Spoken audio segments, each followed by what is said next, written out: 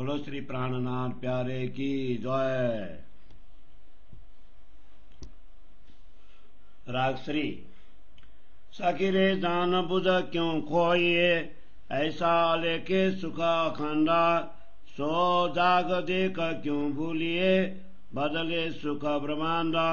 कई कोत राज वैकुंठ के, न आवे तके खिन समान, सो जन्म वृथा जात है, कोई चेतो सुबुध सुजान।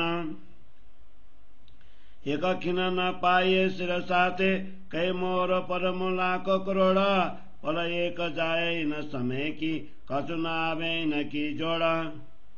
इन समय किन को मोल नहीं, तो क्यों कहूँ दिन मास बरस, सो जन्म खोया झूठ बदले, प्यूस भई न रंग रसा। काम बदले न पाइए, कई दौड़त मुझ देखत, पर रास न आया किन को, जोलो धनी नहीं बक्सता। सुख अखंड अक्षरातीत को, इन समय पाइए हैं इत, कहाँ कहूँ कुकर्म तिन के, जो माये रहे के खोवता। कहीं खोया जन्म अपना, रहे धनी के जमाने माए, हाय हाय कहाँ कहूँ मैं तिन को, जो इनमें से निरफल जाए। कहीं जन्म सुफल किए, ऐसा प्यों का समय आया, ऐसा प्यों का समय पाया। सेवा सन्मुख जन्मलो, लिया हुकुम सिर चढ़ाए, एक साहित वृथा न गई, धनी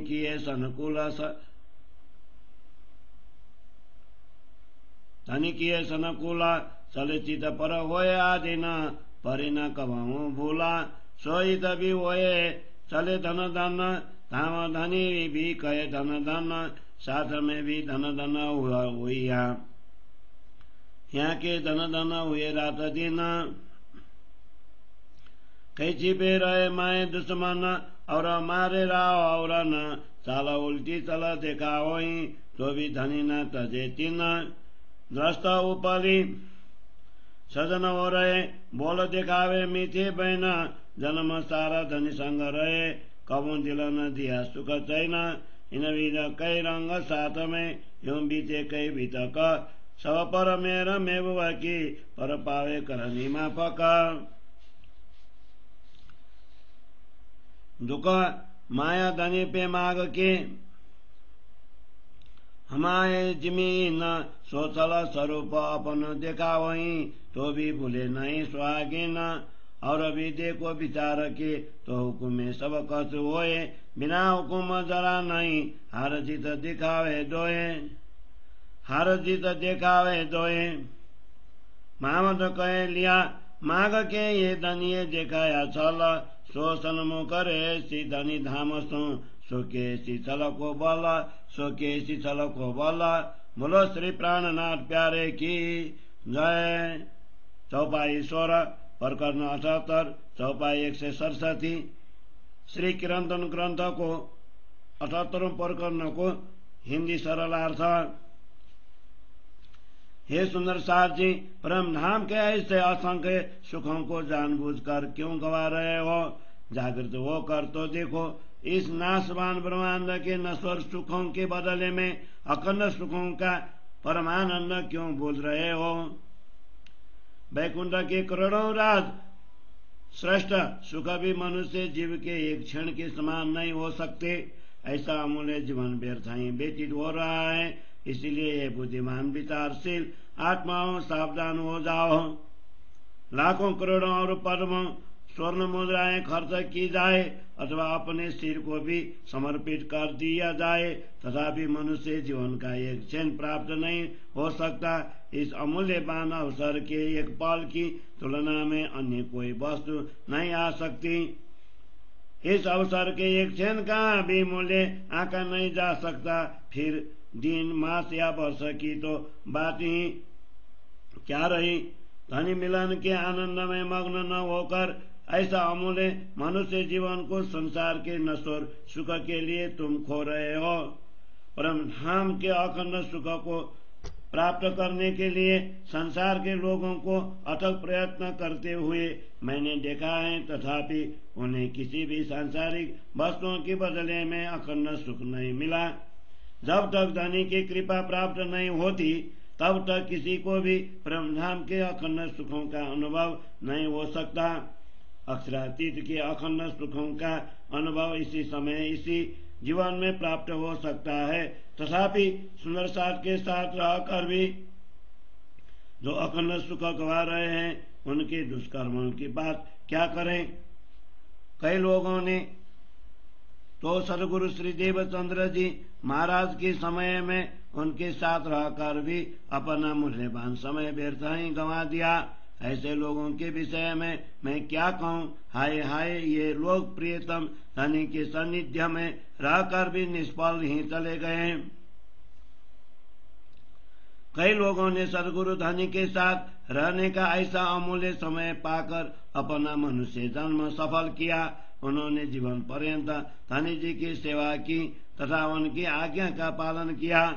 उन्होंने धनी जी के प्रसन्न रखकर जीवन का एक भी क्षण व्यर्थ जाने नहीं दिया।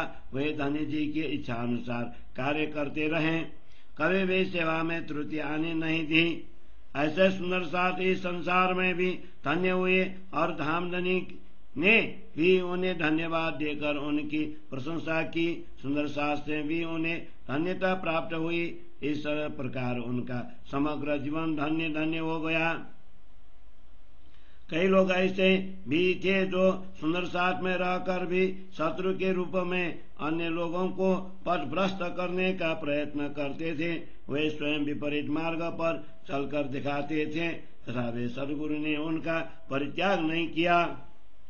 ऐसे कई लोग बाह्य दृष्टि से सजन बनकर मीठे वचन बोलते रहा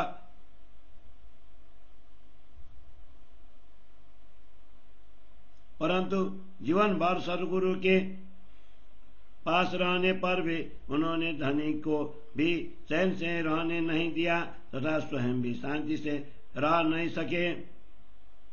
इस प्रकार सदगुरु के समय में भी विभिन्न प्रकार के स्वभाव वाले सुंदर साथ होते थे। ऐसे कई घटनाएं घटी परंतु सदगुरु की कृपा सभी आत्माओं पर समान होती थी। सुंदर साथी अपने अपने कर्मों के अनुसार कृपा का लाभ प्राप्त करते रहे। हम ब्रह्मात्माएं ब्रह्मधाम में धामधनी से माया का दुख देखने की मांग कर इस नश्वर संसार में आई हैं। यह संसार तो अपना छल कपट रूप खेल दिखाता है तथापि सुहागिनी आत्माएं इसमें कदापि नहीं भूलती और वे विचार पूर्वक देखोगे तो ज्ञात होगा कि जो कुछ हो रहा है वो सब धनी जी की आज्ञा से ही हो रहा है, क्योंकि उनकी आज्ञा के बिना कुछ भी संभव नहीं है। धनी जी को आज्ञा से ही विजय अथवा पराजय प्राप्त होती है। महामती कहते हैं, हमारे मार्ग के अनुसार ही धनी जी ने इस द्वितीय संसार का खेल हमें दिखाया।